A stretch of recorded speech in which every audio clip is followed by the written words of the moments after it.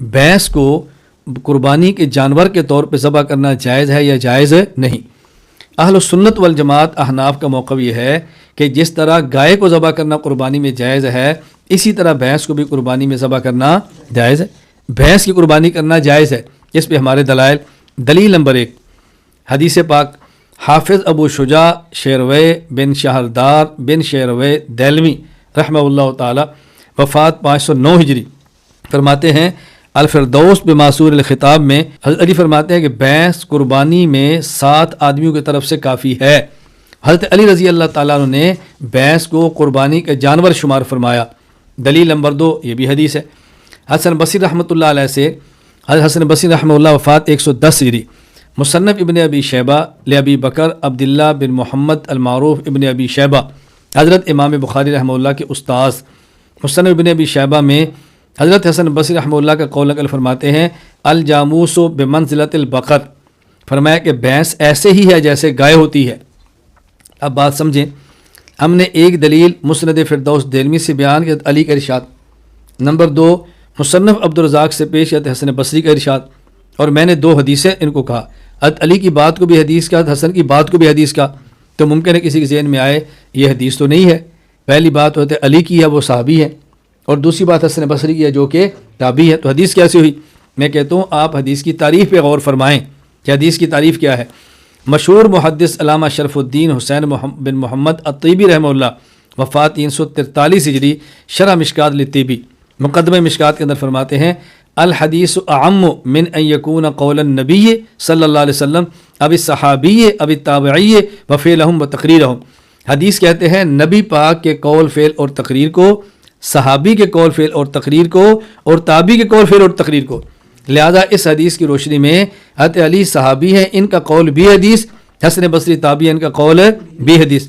इसी तरह मौलाना खैर मोहम्मद जलंधरी रहमतुल्लाह ताला वफ़ात 1390 हिजरी खैरुल उसूल में फरमाते हैं रसूलुल्लाह सल्लल्लाहु अलैहि वसल्लम सहाबाए किराम रज़ी अल्लाह अन्हुम और ताबीन के कौल फ़ेल तकरीर को हदीस कहते हैं। हदीस पाक की ये तारीफ़ जिस तरह अलामा तीबी ने मुक़द्दमे मिशकात में की है, मौलाना खैर मोहम्मद जलंधरी रहमतुल्लाह ताला ने खैरुल उसूल में फरमाई है, इसी तरह अल्लामा ज़फ़र अहमद उस्मानी रहमतुल्लाह ने क़वाइद फ़ी उलूमिल हदीस में फरमाई है, और यही तारीफ़ इमाम इब्न हजर अस्क़लानी रहमतुल्लाह ताला ने शरह नुख़बा के अंदर फरमाई है।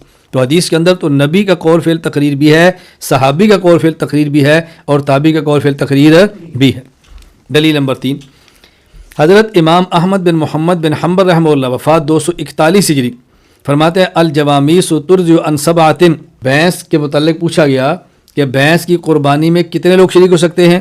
अल जवामीस तुर्ज़ु अन सबअतिन, क्या भैंस की कुर्बानी में भी 7 आदमी शरीक हो सकते हैं? हज़रत फरमाने लगे ला आरिफ़ु खिलाफ़ हाज़ा, मुझे इस मसले में इख्तलाफ मालूम नहीं। गोया उन इस बात को तस्लीम किया कि भैंस के कुर्बानी का जानवर होने में उम्मत का इजमा है। मसाइल अहमद बिन हम्बल व इसहाक़ बिन राहवे मसला नंबर 2865। इसी तरह अल्लामा अबू बकर मोहम्मद बिन इब्राहीम इब्नुल मुंज़िर रहमतुल्लाह वफ़ात 319 हिजरी किताबुल इजमाल इब्नुल मुंज़िर में फरमाते हैं व अजमऊ अला अन्ना हुक्मल जवामीस हुक्मुल बकर। फ़ुक़हा के इस बात पर इजमा है कि जो हुक्म गाय का है वही हुक्म भैंस का है। दलील नंबर 4 क़ियास शरी इमाम सुफ़ियान सौरी रहमतुल्लाह वफ़ात 161 हिजरी मुसन्नफ़ अब्दुर रज़ाक़ हदीस नंबर 6881 फरमाते हैं तुहसबुल जवामीस मअल बकर, भैंसों को गाय के साथ शुमार किया जाएगा।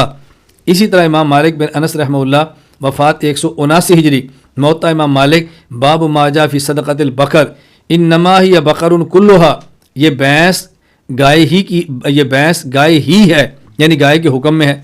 एक और जगह इरशाद फरमाते हैं अल जवामीस वल बकरु सवा किताबुल अमवाल अबी उबैद कासिम बिन सलाम वफ़ात 224 हिजरी और हदीस नंबर 812 गाय और भैंस बराबर हैं। अब क़ियास का मतलब क्या है? ये मुहद्दिसीन और फ़ुक़हा ने ज़कात के मसले में भैंस को गाय पर क़ियास फरमाया है, यानी अहादीस में जो ज़कात का मसला बयान किया गया वहाँ गाय का जिक्र तो है लेकिन भैंस का जिक्र नहीं। अब भैंस की ज़कात देंगे तो तरीका क्या होगा? मुहद्दिसीन फ़ुक़हा फरमाते हैं जो गाय का होगा वही भैंस का होगा। तो उन्हें ज़कात देने में गाय पर भैंस को गाय पर क़ियास किया है, तो हमने कुर्बानी के मसले में भैंस को गाय के ऊपर क़ियास किया है। तो भैंस की कुर्बानी करना जायज़ है, इसमें दलील हदीस भी है, نمبر 2 اجماع بھی ہے، نمبر 3 قیاس بھی ہے۔ یہ بات اچھی طرح ذہن نشین فرما لیں تاکہ الجھن کبھی باقی نہ رہے کہ ہمارے پاس دلیل موجود نہیں ہے کہ جی بھینس کی قربانی پر دلیل کیا ہے۔ تو ہم بھینس کی قربانی کے قائل ہیں، اور بھینس کی قربانی پر دلیل ہمارے پاس ایک حدیث حضرت علی سے، ایک حسن بصری سے، نمبر 2 اجماع امت، پھر اس کے بعد قیاس چلی۔ دلیل نمبر 5 لغت، الجاموس ضرب من کبار البقر، کہتے ہیں لغت کی کتاب المنجد کے اندر ہے کہ بھینس یہ گائے، بڑی گائے کی ایک قسم ہے۔ آپ کے ذہن میں آئے گا بھی دلائل تو 4 ہیں، قرآن، حدیث، اجماع اور قیاس شرعی، یہ لغت کیسے دلیل بن گئی؟ لغت کو دلیل بنانے کا مطلب یہ نہیں کہ یہ دلیل شرعی مستقل لغت ہے، یہ بتانا مقصود ہے کہ لغت کے اندر بھینس کو گائے کی قسم شمار کیا گیا ہے، یہ کوئی الگ چیز نہیں ہے۔